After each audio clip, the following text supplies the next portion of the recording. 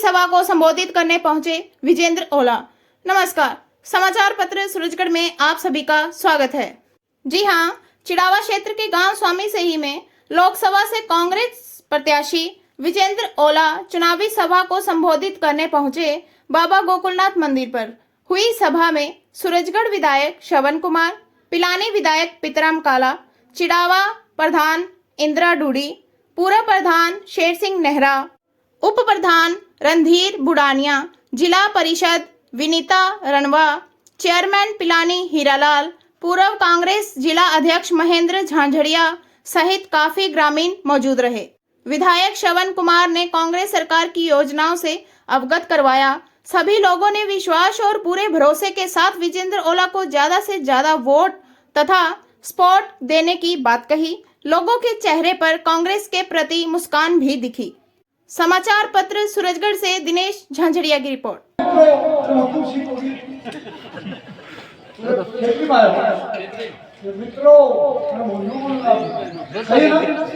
वो तो साहब श्रद्धांजलि दे दी ही ने। अब और या जनता जीवा दे तो बेरो को ना श्रद्धांजलि तो देखो दे दी है। तो मैं बताता हूँ कि 200 वो सही हो मार को सगाई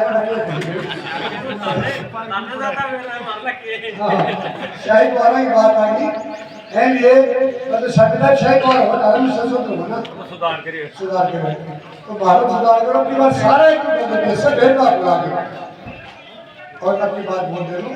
और आप लोगों का जो भी कोई विकास भी आपने मुझे कहा है शायद मैंने बना दिया करेंगे बता दो इतना बैठाओ कोई बताओ सुधा तो जल्दी कर दियो बोल उनके ना हमारी किस्मत की बात होता है। ठीक है ना, करेगा ना, अच्छी बात है। धन्यवाद। वरिष्ठ विधायक अपने श्रवण कुमार जी, हमारे पिलानी के नवनिर्वाचित विधायक जिनको आपने अभी निर्वाचित किया है, पितराम जी काला साहब, हमारा आदरणीय मंच से मेरे सामने बिराजे सभी हमारे मेहरबानों, स्वामी शहीद ने हमेशा ही अच्छा समर्थन दिया है, अच्छा आशीर्वाद दिया है। श्री राम जी साहब 2 बार आपसे विधायक बने, एक बार तो 72 में मिले बने और एक बार 77 में बने। जब एक तरह से कांग्रेस का सफाई कर दिया था उस समय भी आपने उनको यहाँ से निर्वाचित किया। उसके बाद 5 बार यहाँ से एमपी बने और किसी भी चुनाव में आपने उनको नीचे नहीं रखा, हमेशा अच्छा समर्थन स्वामी शहीद ने दिया। उसी भावना को आप में दोबारा जागृत करने आए हैं, दोबारा आपके बीच में आए हैं। वही जो और साहब का आपका संबंध था उसको दोबारा और मजबूती करने के लिए आपके बीच में आए हैं।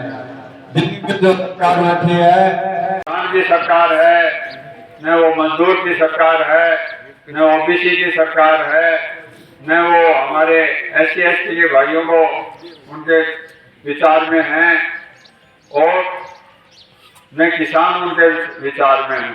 पिछली बार सत्ता में आए तो कहा हम किसानों की आय दुगनी करेंगे, स्वामीनाथन रिपोर्ट लागू करेंगे, कोई नहीं की, बल्कि बदले में 3 काले कानून किसानों के ले जाए और बिना मांगे जाए और कहा यह गया कि किसानों के हित के ये कानून है।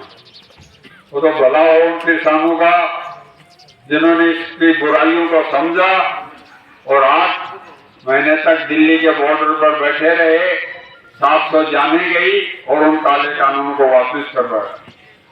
जिनको किसान का सब्जी चाहिए, किसान द्वारा उत्पादित किया और दूध चाहिए, अनाज चाहिए, फिर किसान दिल्ली में नहीं घुस सकता। अब ये स्थिति कर रखी है, बॉर्डर पर किले रोक रखे हैं। हम यहाँ से बहुत सारे लोग पुराने समय से जब और कोई रोजगार नहीं होता था तो सेना में जाते थे। सेना में गए, हमारे लोगों ने दूसरी तरह के लोग उनसे देखा कि भाई शिक्षित होना चाहिए, शिक्षा का महत्व था, अपने बच्चों को पढ़ाया भाई के बच्चों को प्रेरणा दी, गांव के लोगों को प्रेरणा दी और शिक्षित हुए। उसके बाद हम दूसरी सेवाओं में आने लगे। तो जो हमारा सेना में जाने का एक रास्ता था उसको बंद कर दिया और अग्निवीर ले आए, जिसका सबसे दुष्प्रभाव यदि कहीं पड़ा है तो झुंझुनू जिले पर पड़ा। हमारे यहाँ के सबसे ज्यादा शहीद हैं, हमारे यहाँ के भारतीय सेना में सबसे ज्यादा सैनिक हैं, और जो उसके एडवर्स इफेक्ट आएगा वो हमारे ऊपर आए।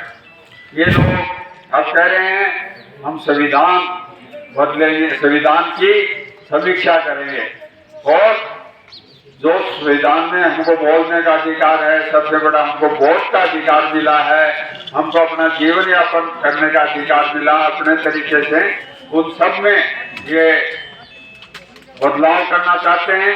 हमारे जो अधिकार हैं वो छीनना चाहते हैं।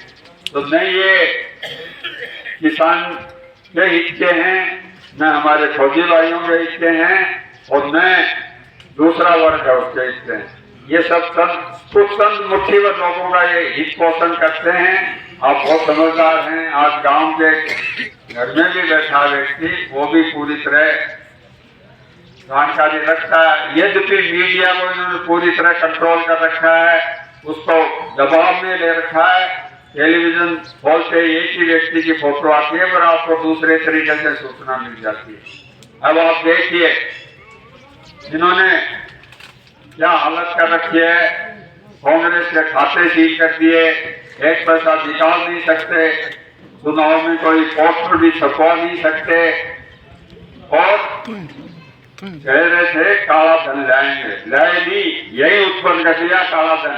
और सारा इलेक्शन जिस कंपनी की कमाई है 50 करोड़ उसने दे दिया 250 करोड़। लाए कहाँ से? काला धन ही तो उत्पन्न करके लाए वो। तो जो ये कहते हैं सारी बात उसके विपरीत करते हैं। किस तरह से इन्होंने देश के संवैधानिक संस्थाओं को पंगु बना दिया। ईडी और इनकम टैक्स का दुरुपयोग कर रहे हैं। जो व्यक्ति बोले उसको डराते हैं, इनके दबाव में नहीं आए उसको जेल में डालते हैं। चुनाव के बीच में दिल्ली के मुख्यमंत्री को जेल में डाल दिया। वो एक पार्टी के अध्यक्ष हैं, कैसे उसकी पार्टी चुनाव लड़ेगी, कैसे वो सारी व्यवस्थाएं करेंगी। तो इनको आपको ये जो ये कर रहे हैं लोकतंत्र विरोधी कार्य, आपके वोट आप में से बहुत सारे लोग मिलते थे पिछले 10 साल से, तो कहते थे दिल्ली का रास्ता बंद हो गया। दिल्ली का रास्ता खोलना आपके हाथ में है, अब उसको खोलो। वही व्यवस्थाएं वहां दोबारा कायम करेंगे जो शीशराम जी वाला ने आपके सम्मान में कर रखी थी। आपके सुख दुख में आपसे भागीदार रहेंगे। आपके विकास की इस यात्रा में हम सब मिलके आपको आगे ले जाने की चेष्टा करेंगे, और आपसे हमेशा आपके एहसानमंद रहेंगे। आपने इतने लंबे समय से हम लोगों को जो आशीर्वाद दे रखा है उसको आप अब से थोड़ा बढ़ा के देना, जिससे आपका इस विजय में सबसे बड़ा योगदान रहे। सभी को बहुत बहुत राम राम, नमस्कार, धन्यवाद, जय हिंद।